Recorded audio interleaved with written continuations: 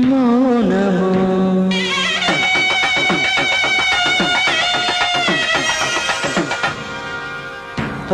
ప్రణయగానము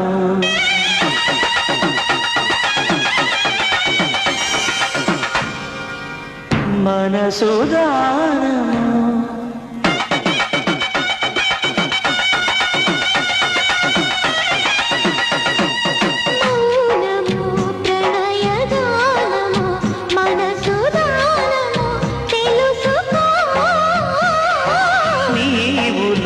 కలసి నేనుగా